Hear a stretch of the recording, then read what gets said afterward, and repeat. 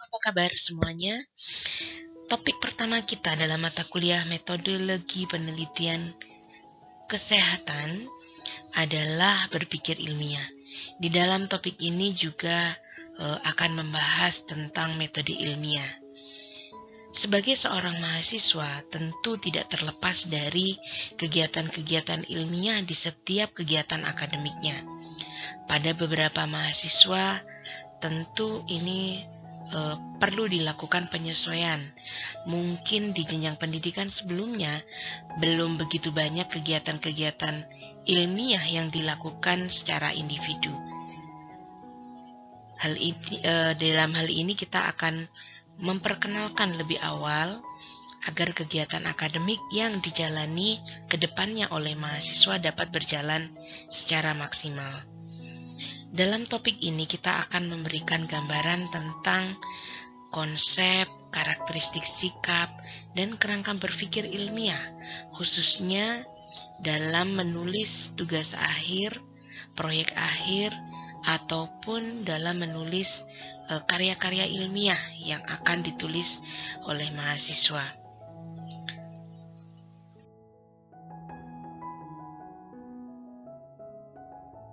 Apa yang dimaksud dengan berpikir ilmiah?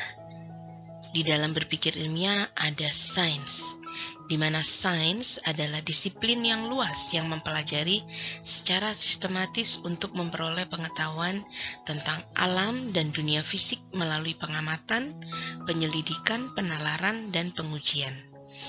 Berpikir ilmiah adalah proses mengkaji ide-ide menggunakan ilmu pengetahuan, pengamatan, dan proses penyelidikan dan mengujinya untuk mendapatkan pengetahuan. Di mana di dalamnya tujuannya adalah untuk membuat hasil pengetahuan yang mungkin bermakna bagi ilmu pengetahuan. Metode ilmiah ada di dalamnya. Metode ilmiah merupakan adalah bagaimana para ilmuwan dan peneliti menerapkan pemikiran ilmiah. Arti lain dari berpikir ilmiah adalah merupakan suatu proses kognitif yang melibatkan observasi, hipotesis, eksperimen, kemudian ada analisis data untuk mencapai pemahaman yang mendalam. Di dalamnya akan mengkaji tentang bagaimana fenomena-fenomena alam yang terjadi di sekitar manusia. Ada lagi definisi yang lain yang artinya mungkin sama, bahwa berpikir ilmiah juga merupakan suatu pola pikir manusia untuk mengembangkan ilmu pengetahuan, di mana komponen yang diperlukan dalam hal ini adalah fakta sebagai objek berpikir, indera untuk menyerap fakta, otak sebagai penerjemah setiap fakta dan informasi untuk memahami fakta. Di dalam lebih lanjut dalam pengertian ini, bahwa dalam menerapkan proses berpikir ilmiah untuk mendapatkan sebuah ilmu, maka prosedurnya disebut sebagai metode ilmiah, di mana metode ilmiah ini adalah sebagai bentuk ekspresi dari cara kerja pikiran sehingga menghasilkan pengetahuan yang ilmiah, yang bersifat rasional dan teruji secara empiris. Lebih lanjut, konsep ini diperdalam misalnya dengan sebuah contoh. Apakah kepercayaan tentang keberadaan UFO adalah sesuatu yang saintifik? Apakah ramalan astrologi itu ilmiah? Apakah Feng Shui itu juga ilmiah? Bagaimana caranya membedakan sesuatu yang ilmiah dengan yang tidak ilmiah? Dalam sebuah sains, dalam ilmu pengetahuan, berpikir ilmiah diartikan sebagai satu pernyataan, argumen, kesimpulan, ataupun keyakinan yang disebut ilmiah apabila argumen atau keyakinan tersebut diperoleh dengan melalui metode ilmiah. Dari sini semoga bisa dipahami bahwa konsep berpikir ilmiah nantinya akan mengarah pada sebuah metode ilmiah yang menghasilkan sebuah pengetahuan yang ilmiah yang bersifat rasional dan akan teruji secara empiris. Berikutnya kita akan membahas tentang karakteristik sikap berpikir ilmiah, di mana karakteristik-karakteristik ini akan membentuk dasar bagi seorang peneliti atau ilmuwan untuk menyelidiki fenomena-fenomena alam, mengembangkan teori-teori yang baru, dan memperluas pengetahuannya. Beberapa karakteristik sikap berpikir ilmiah adalah yang pertama, sikap logis. Dapat diartikan sebagai sikap yang sesuai dengan logika, benar menurut penalaran atau masuk akal. Yang kedua, sikap analistik. Dapat diartikan sebagai satu sikap yang logis dan sistematis dalam mengumpulkan dan menggunakan informasi-informasi yang relevan sesuai dengan fakta, data, dan kenyataan. Yang ketiga, sikap ingin tahu. Artinya adalah sebuah sikap akibat adanya dorongan yang kuat yang dimiliki oleh seorang ilmuwan atau peneliti yang dimana dia ingin mengetahui lebih banyak tentang fenomena alam atau tentang sesuatu. Yang keempat adalah sikap kritis. Artinya adalah sikap yang mengarah pada upaya untuk memecahkan permasalahan, mempersoalkan atau mempertanyakan tentang satu fenomena. Yang kelima, sikap terbuka. Dapat diartikan sebagai sikap yang bersedia menerima pandangan atau gagasan dari orang lain meski bertentangan dengan penemuannya sendiri. Yang keenam, sikap objektif. Artinya adalah sikap yang tanpa dipengaruhi pendapat atau pandangan pribadi mengenai satu keadaan yang sebenarnya. Yang ketujuh adalah sikap rela menghargai karya orang lain. Artinya adalah sikap yang memberikan penghargaan, penghormatan, dan kompensasi atas karya orang lain. Yang kedelapan, sikap berani mempertahankan kebenaran. Setelah melakukan proses berpikir kritis, menganalisis, ada dugaan, hipotesis, kajian teori, dan lain-lain, sikap ini, sikap mempertahankan kebenaran adalah satu sikap yang tegar dalam membela fakta dan hasil yang diperoleh berdasarkan kaidah-kaidah ilmiah yang sudah dipahami oleh ilmuwan atau peneliti. Yang kesembilan, sikap menjangkau ke depan. Artinya adalah sikap yang berpandangan jauh ke depan di mana mampu membuat hipotesis dan membuktikannya hingga menyusun sebuah teori baru. Yang kesepuluh, sikap jujur. Tentunya ini harus ada pada saat semua proses ilmiah, semua metode ilmiah dijalankan secara jujur, tidak berbohong, data apa adanya. Ini merupakan satu bentuk sikap jujur di dalam berpikir ilmiah. Kemudian ada 11, sikap teliti. Diartikan sebagai sikap yang mengindahkan sesuatu yang terjadi di masyarakat. Harus ada ketelitian, seluruh proses metode penelitian, metode ilmiah yang dijalankan harus didasarkan pada sikap teliti. Berikutnya adalah sikap kepedulian, yang artinya adalah sikap yang mengindahkan sesuatu yang terjadi di masyarakat, yang mengindahkan bagaimana fenomena alam itu terjadi. Dan yang terakhir adalah sikap bertanggung jawab, yaitu sikap yang sungguh-sungguh dalam melaksanakan kegiatan dan siap menanggung segala risiko atas penemuannya.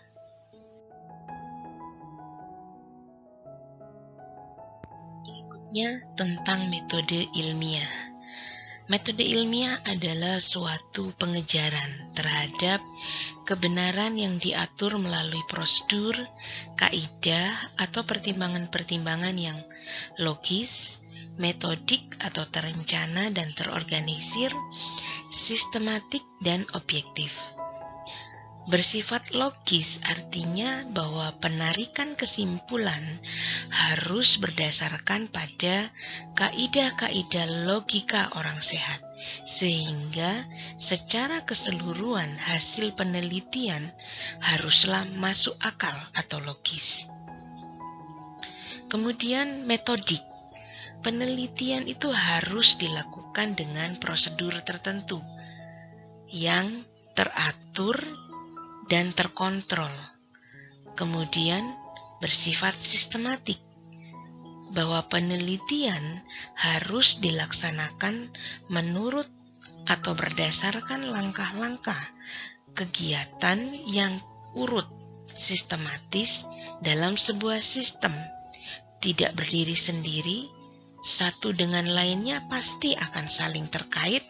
Ada unsur konsistensi di dalam sistematika tersebut, saling menjelaskan, sehingga merupakan satu kesatuan prosedur yang utuh. Dan metode ilmiah itu juga bersifat objektif, bahwa penerimaan atau penolakan satu hipotesis yang dikaji harus didasarkan atas fakta atau data.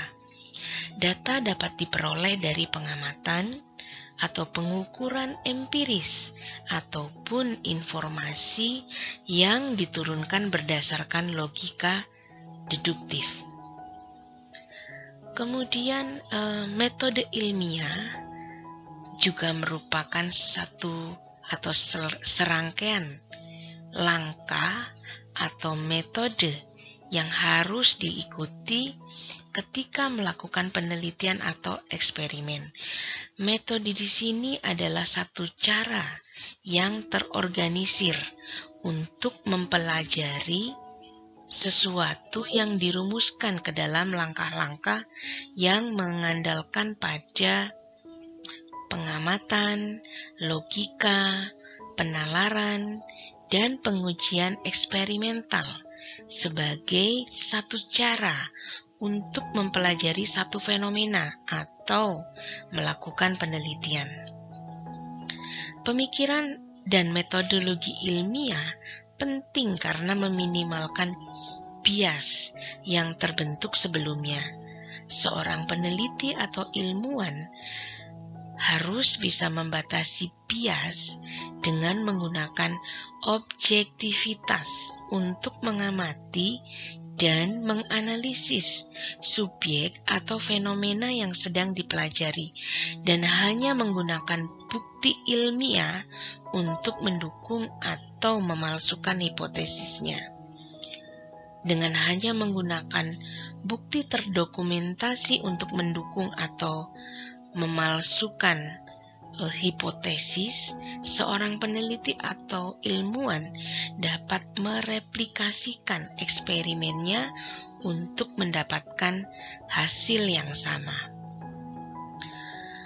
Ada lagi yang lain tentang metode ilmiah. Kalau sebelumnya sudah saya jelaskan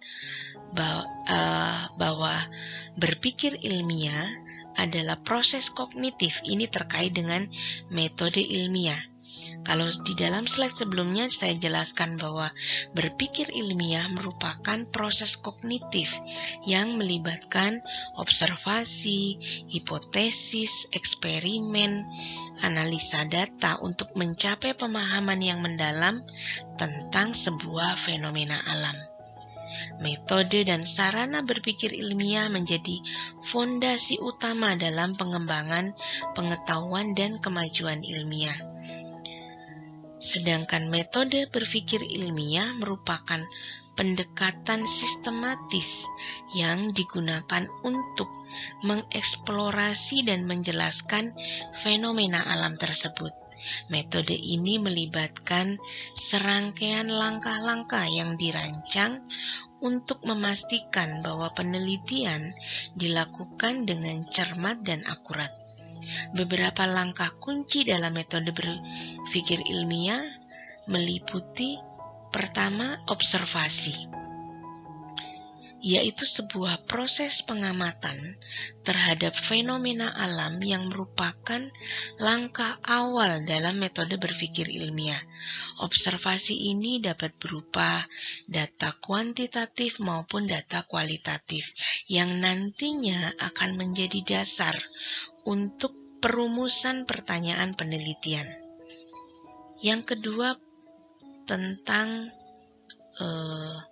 perumusan pertanyaan atau hipotesis atau dugaan sementara. Berdasarkan observasi, peneliti merumuskan pertanyaan atau hipotesisnya sebagai dasar untuk eksperimen atau pengumpulan data lebih lanjut. Hipotesis ini harus spesifik dan dapat diuji. Yang ketiga, eksperimen. Langkah yang ketiga ini melibatkan desain penelitian dan pelaksanaan eksperimen untuk mengumpulkan data yang dapat diuji terkait dengan pertanyaan atau hipotesisnya. Eksperimen harus dapat direplikasikan untuk memastikan keandalan hasil dari penelitian. Yang keempat, analisa data. Setelah data terkumpul, dilakukan analisis statistik atau interpretatif untuk mengevaluasi kebenaran dari hipotesisnya. Hasil dari analisis inilah nantinya akan digunakan untuk membentuk kesimpulan.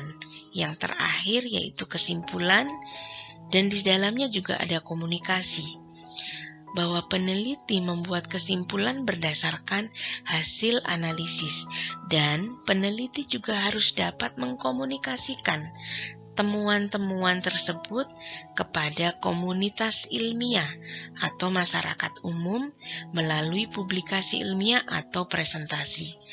Nah, langkah-langkah inilah atau langkah-langkah metode ilmiah inilah yang ada di dalam satu semester mata kuliah metodologi penelitian kesehatan yang nantinya satu persatu langkahnya akan kita kaji secara mendalam. Kemudian metode ilmiah yang terakhir yaitu metode ilmiah juga merupakan satu prosedur untuk mendapatkan pengetahuan yang disebut dengan ilmu. Jadi, ilmu merupakan pengetahuan yang didapatkan melalui metode ilmiah. Tidak semua pengetahuan dapat disebut ilmu, sebab ilmu merupakan pengetahuan yang cara mendapatkannya harus memenuhi syarat-syarat tertentu. Syarat-syarat yang harus dipenuhi agar satu pengetahuan dapat disebut sebagai ilmu tercantum dalam apa yang dinamakan dengan metode ilmiah. Nah, metode di sini merupakan satu prosedur atau cara mengetahui sesuatu yang tadi mempunyai langkah-langkah yang sistematis, mulai observasi sampai kesimpulan dan komunikasi. Metodologi merupakan satu pengkajian dalam mempelajari peraturan-peraturan dalam metode tersebut. Jadi, metodologi ilmiah merupakan pengkajian dari seluruh proses, prosedur, peraturan-peraturan yang terdapat dalam metode ilmiah. Metodologi ini secara filsafat termasuk dalam apa yang disebut dengan epistemologi, yaitu pembahasan mengenai bagaimana cara kita mendapatkan sebuah pengetahuan. Kemudian ada metode ilmiah, tadi sudah juga saya sampaikan bahwa dalam sains, metode ilmiah diartikan sebagai satu pernyataan, argumen, atau kesimpulan ataupun keyakinan yang disebut ilmiah apabila argumen atau keyakinan tersebut diperoleh dengan melalui metode ilmiah. Jadi, metode ilmiah diperoleh melalui pengamatan, yaitu didasarkan pada pengamatan.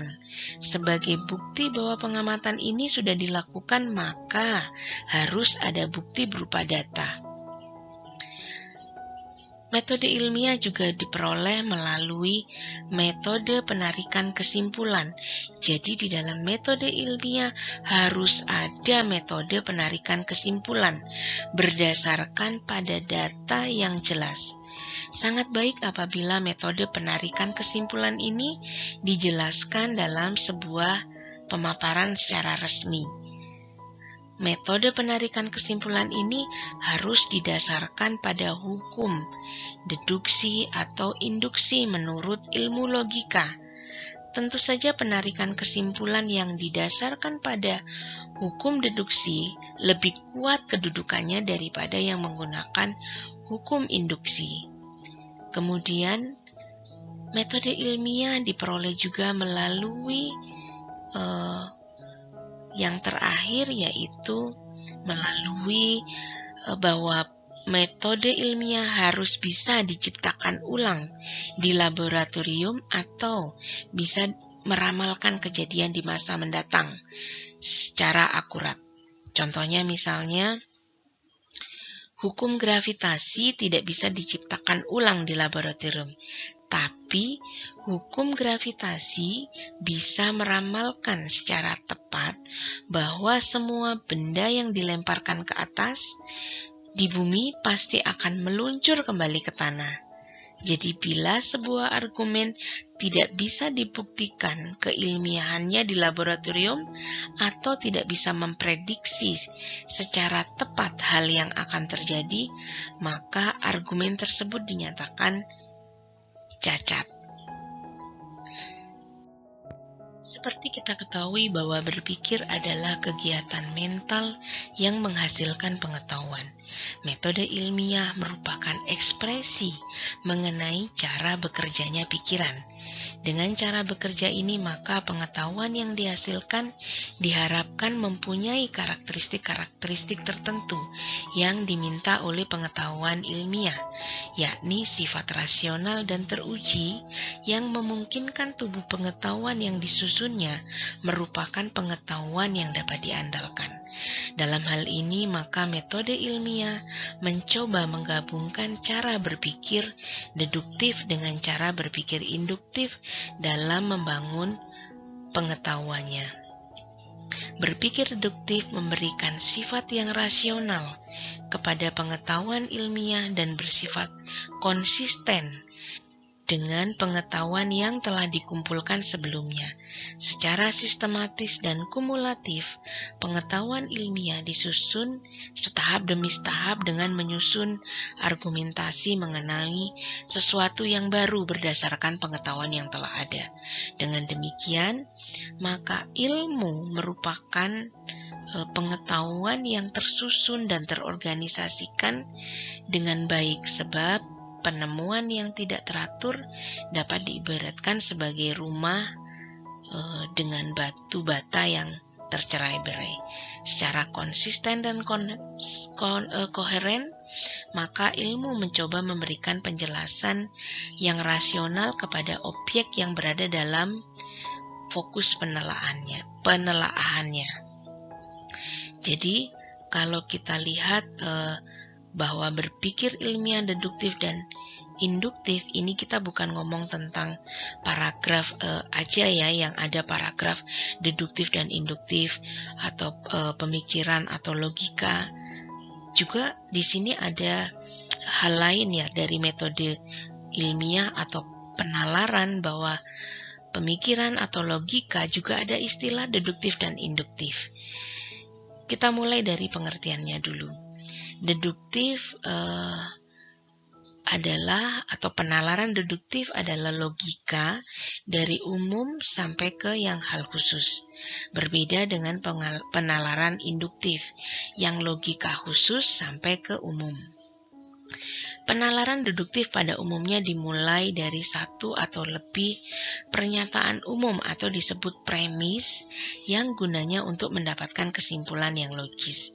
Apabila premisnya benar, maka kesimpulannya juga harus benar. Penalaran deduktif ini digunakan oleh ilmuwan untuk membuktikan hipotesis penelitian. Ada penalaran deduktif argumen yang kemungkinannya akan valid atau tidak valid, bisa dibilang masuk akal atau tidak masuk akal. Kesimpulan argumennya akan mengalir dari premisnya. Jika argumennya benar, maka valid. Namun jika argumennya tidak benar atau tidak masuk akal, maka tidak valid. Sebagai contoh, misalnya seorang perempuan memiliki rambut panjang. Si perempuan yang berambut panjang ini bernama Cika. Jadi, Cika memiliki rambut yang panjang. Argumen ini benar dan valid. Namun, premisnya, semua perempuan memiliki rambut panjang.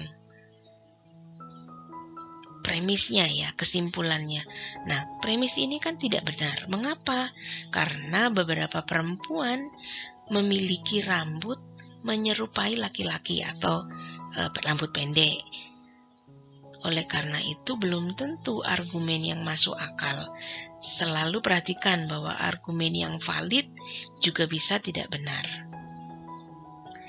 Ada dua jenis logika deduktif, yaitu hukum pelepasan dan hukum silogisme. Nah, kemudian berikutnya adalah tentang penalaran induktif. Ya, jadi penalaran induktif ini atau disebut sebagai induksi merupakan penalaran dari peristiwa khusus ke umum. Hal ini berbalikan dengan metode ilmiah. Inilah yang menyebabkan mengamati pola pernyataan atau kesimpulan yang kemungkinan besar bisa salah. Hasilnya adalah pendapatnya akan kuat atau valid dan tidak kuat atau tidak valid. Pendapat yang valid merupakan premis itu benar, maka dapat disimpulkan bahwa kemungkinan benar sangat besar. Namun sebaliknya, apabila pendapat induktif itu lemah, maka bisa saja pendapat itu salah meskipun premis yang dihadapi menyatakan benar. Misalnya satu contoh pendapatnya yang kuat ya. Misalnya di dalam freezer ada 20 cangkir es krim. Kemudian di antara 20 cangkir itu ada rasa vanila 18. Maka hampir semua cangkir itu merupakan es krim rasa vanila. Nah, kita coba lakukan dengan penalaran induktif ya. Apabila di dalam premis pendapat sebelumnya bahwa rasa vanila berjumlah 18 cangkir, di mana 2 cangkirnya merupakan 2 cangkir vanila, dapat disimpulkan bahwa semua cangkir merupakan es krim vanila. Jadi yang 2 cangkir yang bukan vanila, 18 cangkir rasa vanila. Sehingga untuk mengeneralisasikan disimpulkan bahwa semua cangkir merupakan es krim vanila. Pendapat ini didasarkan pada pendapat yang lemah. Bagaimana jika semua premis itu benar, akan tetapi pada pendapatnya salah dan kekuatan pendapatnya juga bervariasi. Nah, itu penjelasan tentang pengertian penalaran deduktif dan induktif. Jadi, penalaran deduktif dan induktif penerapannya adalah 1. Deduktif atau deduksi dapat digunakan sementara untuk menguji pernyataan induksi dengan cara menerapkannya di tempat lain. Yang kedua, penalaran induktif merupakan hukum ilmiah yang sangat baik sehingga dapat diterapkan dalam banyak peristiwa untuk menjelaskan fenomena-fenomena lainnya. Yang ketiga, sedangkan pernyataan deduktif banyak digunakan di banyak eksperimen untuk menyimpulkan dan membuktikan aturan secara umum. Nah, ini beberapa penjelasan saya terkait penalaran deduktif dan induktif. Lalu bagaimana deduktif dan induktif di dalam penelitian? Tadi kita sudah lakukan perbandingan bagaimana penalaran induktif dan penalaran deduktif. Bahwa penalaran induktif mengambil kesimpulan dari contoh-contoh yang spesifik. Kesimpulannya belum tentu benar. Kemudian penalaran deduktif mengambil kesimpulan berdasarkan teori atau prinsip umum, kesimpulannya bersifat pasti. Ya, tadi sudah saya berikan contoh-contoh untuk yang deduktif dan induktif. Lalu sekarang kita lihat bagaimana penalaran deduktif dan induktif yang ada di dalam penelitian. Jadi kalau kita lihat di sini, pada bagian sistematika dari metode ilmiah, kita lakukan dengan lakukan observasi, mencari teori, ya. Nah, itu kita lakukan proses secara umum. Jadi pada metode penelitian sistematikanya yang dimulai dari kumpulan teori, menghasilkan konsep, merumuskan hipotesis, itu dilakukan mulai dari secara umum menuju ke khusus. Jadi muncullah rumusan hipotesisnya. Inilah yang disebut dengan proses deduktif di dalam penelitian.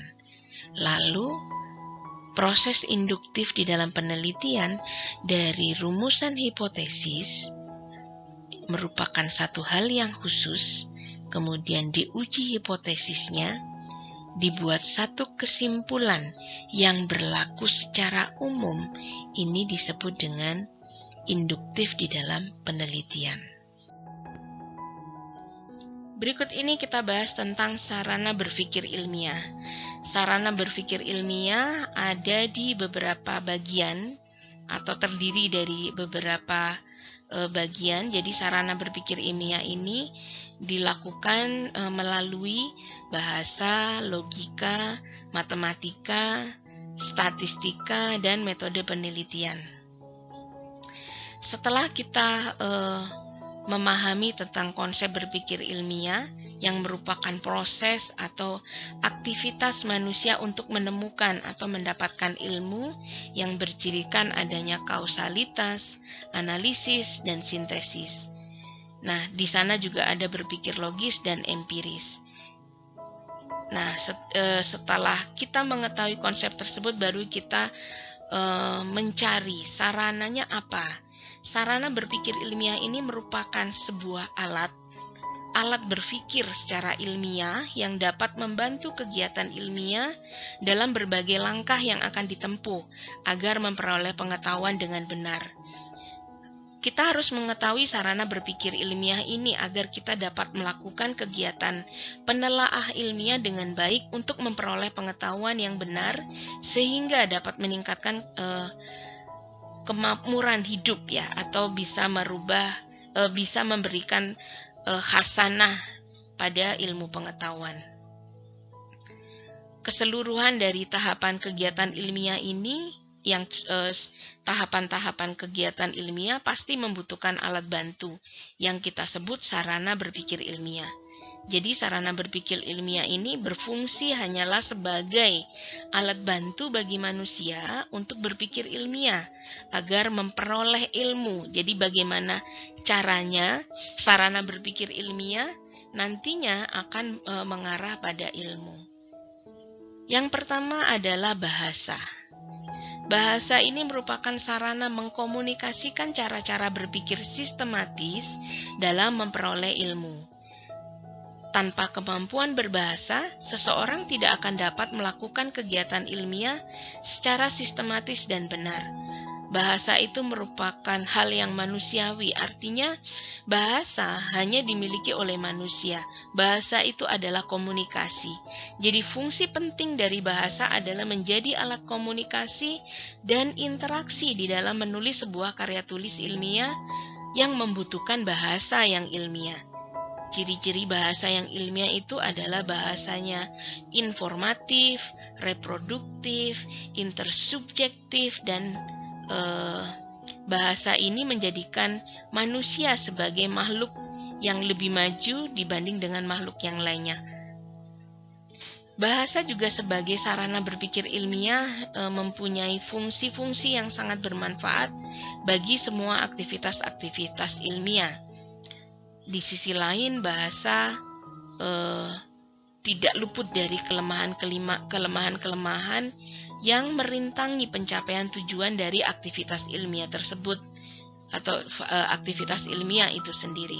Kelemahan bahasa ini barangkali dapat ditutupi oleh kelebihan-kelebihan dari sarana berpikir ilmiah yang lain, yaitu matematika dan statistika. Kita beralih ke logika. Logika ini juga sebagai sarana berpikir ilmiah. Logika mengarahkan manusia untuk berpikir dengan benar, sesuai dengan kaidah-kaidah berpikir yang benar. Dengan logika, manusia dapat berpikir dengan sistematis dan dapat dipertanggungjawabkan kebenarannya. Jika ingin melakukan kegiatan berpikir dengan benar-benar, maka harus menggunakan kaidah-kaidah berpikir yang logis. Dengan logika dapat dibedakan antara proses berpikir yang benar dan proses berpikir yang salah. Ada 3 aspek penting dalam memahami logika agar mempunyai pengertian tentang penalaran yang merupakan satu bentuk dari pemikiran, yaitu pengertian, proposisi, dan penalaran. Sarana yang lain adalah kita bahas matematika. Matematika merupakan sarana berpikir deduktif, maka orang dapat menggunakan statistika. Jadi sekaligus ini saya bahas di statistika ya. Jadi dari matematika yang merupakan sarana berpikir deduktif, ya, deduksi seperti yang ada dalam bagan ini, maka orang dapat menggunakan statistika, jadi dari deduksi menuju hipotesis, pengujian, fakta, untuk berpikir secara induksi dengan menggunakan statistika. Jadi di sini statistika juga sebagai sarana berpikir ilmiah yang merupakan runutan dari matematika. Dari matematika merupakan sarana berpikir deduktif, kemudian orang menggunakan statistika untuk melakukan pola berpikir induktif. Jadi di sini ada berpikir deduktif dan berpikir induktif yang diperlukan untuk menunjang kegiatan ilmiah yang benar sehingga akan menghasilkan satu pengetahuan yang benar pula. Ilmu di sini ya. Statistika tidak boleh dipandang sebelah mata oleh orang yang ingin atau mampu melaksanakan kegiatan ilmiah dengan baik. Penguasaan statistika ini sangat diperlukan bagi peneliti yang akan menarik kesimpulan yang sah. Statistika harus dipandang sejajar dengan matematika. Nah, di dalam semua proses ini ada metode penelitian. Jadi metode penelitian ini juga merupakan sarana berpikir ilmiah yang merupakan sistematika, runutan, prosedur atau langkah yang ada di dalam berpikir ilmiah. Kita bahas tentang langkah-langkah melakukan metode ilmiah. Yang pertama adalah menemukan pertanyaan, membuat pertanyaan melalui referensi, literasi maupun pengalaman-pengalaman yang ada. Pada bagian ini merupakan langkah pertama dari metode ilmiah. Merumuskan masalah bertujuan untuk memperjelas masalah dengan mengajukan beberapa atau serangkaian pertanyaan terhadap masalah yang ada dan mengarahkannya menjadi beberapa bagian apabila masalah utamanya terlalu besar. Yang kedua, menentukan latar belakang. Di dalam latar belakang ini berisi tentang hal-hal yang akan diteliti, hal-hal yang ingin diketahui. Menentukan latar belakang masalah penelitian ini merupakan langkah berikutnya setelah membuat pertanyaan penelitian dan merupakan langkah yang sangat penting dalam sebuah penelitian. Latar belakang masalah ini merujuk pada kerangka referensi yang menjelaskan mengapa topik atau masalah penelitian menjadi penting untuk diselidiki. Di dalam deskripsi latar belakang masalah penelitian ini seharusnya memberikan beberapa pemahaman yang jelas tentang situasi atau konteks di mana masalah tersebut muncul. Misalnya, apakah masalah tersebut muncul dalam konteks kesehatan, ekonomi, teknologi, atau lingkungan. Kemudian di dalam latar belakang juga ada rasional, mengapa masalah tersebut penting untuk diteliti, ketajaman dari permasalahan yang akan diangkat dalam penelitian, apakah ada dampak yang signifikan dari masalah ini terhadap individu, masyarakat, atau lingkungan. Kemudian tentu saja ada unsur relevansi, mengapa penelitian tentang masalah tersebut diperlukan saat ini. Apakah ada kebutuhan yang sangat urgen, mendesak untuk memahami atau menyelesaikan masalah tersebut. Kemudian di dalam latar belakang penelitian juga diulas tentang tren atau penelitian-penelitian terdahulu. Apa yang telah diketahui tentang masalah tersebut dari penelitian-penelitian sebelumnya. Apakah ada tren atau pola tertentu yang dapat diidentifikasi dari literatur-literatur terkait atau referensi jurnal-jurnal yang terkait. Kemudian di dalam latar belakang juga disinggung tentang apakah ada perbedaan gap antara temuan-temuan dari hasil penelitian dengan pengetahuan atau temuan-temuan dari pengalaman yang hasil observasi dengan pengetahuan atau teori-teori yang telah ada. Di dalamnya kita bisa mengidentifikasi apakah ada gap atau kesenjangan pengetahuan atau pertanyaan penelitian yang memang masih belum terjawab dan yang akan diatasi oleh penelitian kita. Mengapa penelitian yang akan kita lakukan itu penting untuk mengisi kesenjangan tersebut, sehingga gap-nya dalam gap yang ada dalam masalah penelitian menjadi lebih sempit. Kemudian berikutnya adalah merumuskan hipotesis. Merumuskan hipotesis ini merupakan langkah yang ketiga di mana di dalamnya akan menentukan hipotesis berdasarkan hasil rumusan masalah, berdasarkan latar belakang masalah. Di dalamnya kita buat hipotesis berdasarkan hasil referensi, hasil dugaan sementara dari seorang peneliti. Setelah merumuskan hipotesis, kita akan menguji hipotesis melalui eksperimen. Menguji hipotesis ini merupakan jawaban sementara. Jadi kita nanti di dalam langkah-langkah yang keempat ini akan menjawab hipotesisnya melalui penelitian dan eksperimen yang telah diatur atau direncanakan. Nah, ini sudah dalam tahap penelitiannya, mulai dari penyusunan rencana penelitian. Kemudian rencana penelitian ini dibuat dalam bentuk rancangan penelitian, bentuknya dengan dimulai dari membuat tujuan penelitian, penyusunan hipotesis berdasarkan masalah dan data-data yang ada sebelumnya yang berhubungan dengan penelitian kita. Kemudian kita tetapkan variabel penelitiannya. Baru kemudian kita pilih apakah ada kebutuhan alat, bahan, instrumen yang akan digunakan sehingga penelitian tersebut dapat berjalan lancar. Selanjutnya baru kita melakukan penetapan langkah kerja atau metode penelitian yang akan digunakan, menentukan populasi, sampel, cara pengambilan data, sampai terakhir ke yang kelima, melakukan analisis prosedur sampai ke analisis datanya. Hal-hal ini juga ditunjang oleh tinjauan pustaka sehingga diperoleh data-data yang berhubungan dengan metode penelitian yang telah dilakukan sebelumnya. Nah, di dalam pada saat pelaksanaan penelitian tergantung dari langkah-langkah penelitian ya, dan tergantung dari jenis penelitian dan pendekatan yang digunakan dalam penelitian atau yang kita sebut dengan metodologi penelitian. Umumnya dimulai ada yang melakukan observasi, ada pengamatan langsung atau tidak langsung, tergantung dari jenis penelitian yang kita desain. Kemudian berikutnya yang keenam adalah merumuskan hipotesis.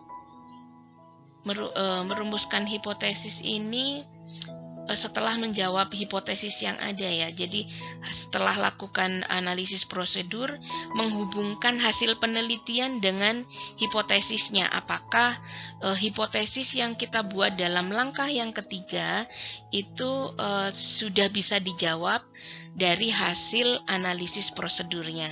Jadi rumusan hipotesis kan masih dalam bentuk dugaan sementara. Nah, dugaan sementara itu kita lakukan proses penelitian, melakukan analisis prosedur, analisis data, sampai kemudian kita menjawab apakah hasil penelitiannya itu sesuai dengan hipotesis yang sudah kita buat. Di sini akan ada jawaban ditolak atau diterima. Nah, dua jawaban ini atau disebut juga dengan diterima atau terbukti, nomor 7, kemudian tidak terbukti, nomor 7 juga. Jadi jawaban dari hipotesis diterima dan ditolak itu. Baru kalau seandainya penelitian ini terbukti atau diterima, baru kita melangkah ke bagian yang ke-8, kesimpulan. Akan tetapi bila tidak terbukti, sehingga muncul hipotesis yang baru. Nah, tidak terbukti atau ditolak, baru kita kemudian akan kembali lagi ke langkah yang ketiga. Apakah nanti akan ada hipotesis baru yang dibuat? Tentunya ini bisa dilakukan pengembangan penelitian ya, atau penelitian lanjutan. Nah, pada bagian yang ke-8 yaitu kesimpulan. Menyusun kesimpulan penelitian kita lakukan setelah ada pembuktian dari jawaban dugaan sementara atau hipotesis. Di dalam kesimpulan ilmiah ini diperoleh melalui rangkaian metode ilmiah yang sistematis dan runut, dan juga bisa dibuktikan validitasnya. Kemudian setelah menentukan kesimpulan, baru kita buat laporan atau yang di bagian dari metode ilmiah kita sebut dengan komunikasi, dituliskan dalam bentuk laporan ilmiah. Ini menjadi suatu kewajiban mutlak bagi kita sebagai peneliti untuk dapat dikatakan bernilai ilmiah, harus sudah ada komunikasinya, publikasinya. Suatu hasil penelitian dipublikasikan agar hasil yang diperoleh dalam penelitian kita dapat diketahui oleh orang lain. Ada banyak sekali jurnal ilmiah yang menerbitkan hasil penelitian, khususnya penelitian yang punya novelty atau punya aspek kebaruan dan inovatif. Dalam jurnal ilmiah ini, kerangka tulisan atau outline dari suatu laporan ilmiah disusun secara berurutan dari judul, kata pengantar, daftar isi, pendahuluan, dan lain-lain. Seperti halnya pada outline yang ada dalam penulisan sebuah karya ilmiah. Ya, pada slide ini akan memperjelas bagaimana langkah-langkah metode ilmiah secara nyata dalam sebuah penelitian ya. Jadi kalau yang tadi masih di bagian metode ilmiahnya saja, nah ini kita hubungkan dengan khasanah ilmu pengetahuan, dengan penalaran, dengan berpikir ilmiah dan metode ilmiah itu sendiri. Nah, seperti yang tadi juga sudah saya jelaskan, ini juga sama ya, tahap-tahap langkah atau langkah-langkah metode ilmiah. Isinya juga hampir sama. Misalnya yang pertama yaitu perumusan masalah.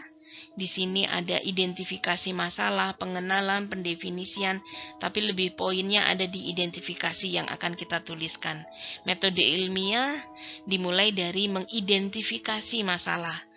Caranya dengan mengamati yang ada di sekitar kita, ataupun juga bisa mengidentifikasi masalah melalui artikel, literatur, referensi lainnya, dan buku-buku yang kita baca. Oleh karena itu, identifikasi masalah sangat penting sebelum kita melakukan sebuah penelitian. Kemudian dari perumusan masalah, kita melangkah ke menyusun kerangka berpikir ya. Di dalam penyusunan kerangka berpikir ini merupakan kita buat seperti mind map yang berasal dari referensi-referensi yang sudah kita baca sebelumnya dan identifikasi pada perumusan masalah.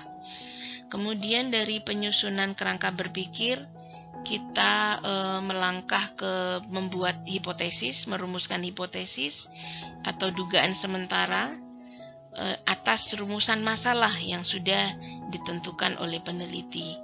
Hipotesis ini harus berdasarkan pada dasar teori yang sudah kita pilih dan bersifat objektif atau terukur. Nah, dari perumusan hipotesisnya ini kita akan bisa dapat menentukan variabel penelitian di dalamnya, yaitu merupakan faktor yang menentukan validitas atau kebenaran hasil penelitian yang dilakukan. Ada beberapa jenis variabel, ada variabel terikat, variabel bebas, dan variabel kontrol, dan variabel-variabel yang lain. Kemudian dari setelah perumusan masalah, kita masuk ke perumusan hipotesis, kita masuk ke pengujian hipotesis. Di dalam pengujian hipotesis kita lakukan dengan eksperimen, observasi, survei.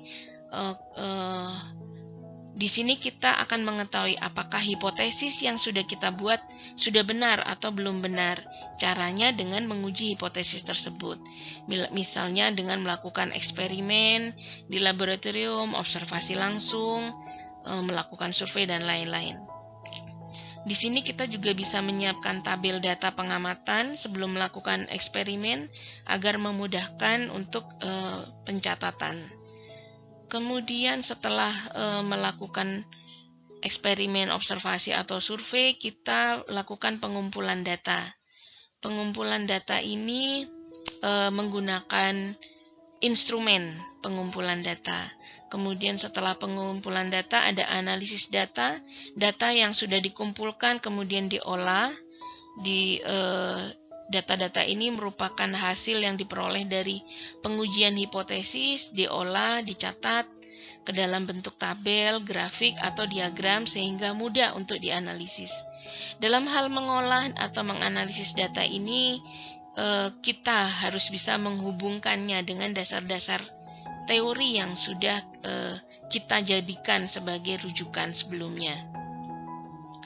Kemudian setelah pengujian hipotesis, nanti hasilnya sama seperti yang tadi ya, apakah diterima atau ditolak. Nah, kalau diterima kita kalau ditolak tidak diterima, kita kembali lagi ke hipotesis ya. Nah, sedangkan apabila hipotesisnya diterima, baru kita masuk ke kesimpulan, membuat kesimpulan atau mengeneralisasi hasil penelitian. Hasil analisis data ini akan menghasilkan satu pola atau kecenderungan. Pola ini dapat dijadikan landasan untuk menarik sebuah kesimpulan. Kesimpulan adalah satu pernyataan yang merangkum apa yang sudah dilakukan dalam kegiatan penelitian. Dalam menyusun suatu kesimpulan, kita harus memutuskan apakah data yang dikumpulkan ini mendukung hipotesis atau tidak. Selain itu, kita juga harus mengulang suatu penelitian beberapa kali sebelum dapat menarik sebuah kesimpulan. Baru setelah kesimpulan, ini ada garis ke khasanah ilmu pengetahuan. Nah, ini yang tadi di slide sebelumnya disebut dengan komunikasi atau publikasi, mempublikasikan hasil penelitian. Setelah ada kesimpulan hasil penelitian, kita bisa mempublikasikan apa yang sudah kita temukan dalam bentuk tulisan berupa laporan ilmiah, atau bisa juga dipublikasikan dalam bentuk lisan berupa presentasi dalam forum-forum ilmiah.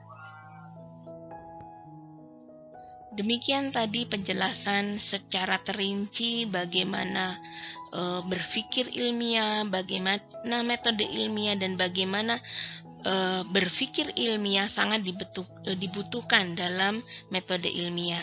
Dapat disimpulkan bahwa berpikir ilmiah dan metode ilmiah memiliki peran yang sangat penting dalam pengembangan pengetahuan dan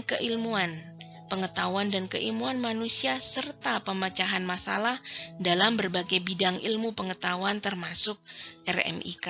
Dengan menggunakan pendekatan yang sistematis, rasional, dan teruji secara empiris, ilmuwan atau peneliti dapat menghasilkan pengetahuan yang dapat dipercaya dan dapat diterima secara luas oleh masyarakat ilmiah. Di dalam slide-slide yang sudah saya jelaskan tadi, ada dua hal, yaitu berpikir ilmiah dan metode ilmiah. Berpikir ilmiah merupakan satu proses berpikir yang terstruktur, logis, dan didasarkan pada pengamatan, eksperimen, dan analisis data. Berpikir ilmiah memungkinkan individu untuk mengidentifikasi masalah, merumuskan hipotesis, merancang eksperimen, dan mengevaluasi bukti untuk mencapai pemahaman yang lebih dalam tentang fenomena alam atau tentang dunia di sekitar kita. Sedangkan metode ilmiah merupakan serangkaian langkah atau prosedur yang digunakan oleh ilmuwan untuk menguji hipotesis, mengumpulkan data, menghasilkan kesimpulan. Metode ilmiah meliputi pengamatan, pembentukan hipotesis, desain eksperimen, pengumpulan data, analisis data, dan penarikan kesimpulan. Melalui metode ilmiah ini, peneliti atau ilmuwan dapat menguji kebenaran atau hipotesis secara objektif. Dalam prakteknya, berpikir ilmiah dan metode ilmiah ini saling melengkapi. Berpikir ilmiah membantu peneliti atau ilmuwan merumuskan pertanyaan-pertanyaan yang relevan dan hipotesis yang dapat diuji, sementara pada metode ilmiah memberikan kerangka kerja untuk menguji hipotesis tersebut secara sistematis dan objektif. Dengan demikian, kombinasi berpikir ilmiah dan metode ilmiah memungkinkan terciptanya pengetahuan yang akurat, terverifikasi, dan dapat dipertanggungjawabkan. Jadi secara keseluruhan, berpikir ilmiah dan metode ilmiah merupakan fondasi utama bagi perkembangan ilmu pengetahuan dan teknologi. Kedua hal ini membantu manusia memahami fenomena alam, memahami dunia di sekitar kita, menemukan solusi untuk berbagai tantangan, dan meningkatkan kualitas hidup secara keseluruhan. Dengan terus menerapkan prinsip-prinsip berpikir ilmiah dan metode ilmiah, kita dapat terus melangkah maju ke depan dalam penelitian dan inovasi untuk kepentingan manusia dan lingkungan kita. Terima kasih, semoga bermanfaat.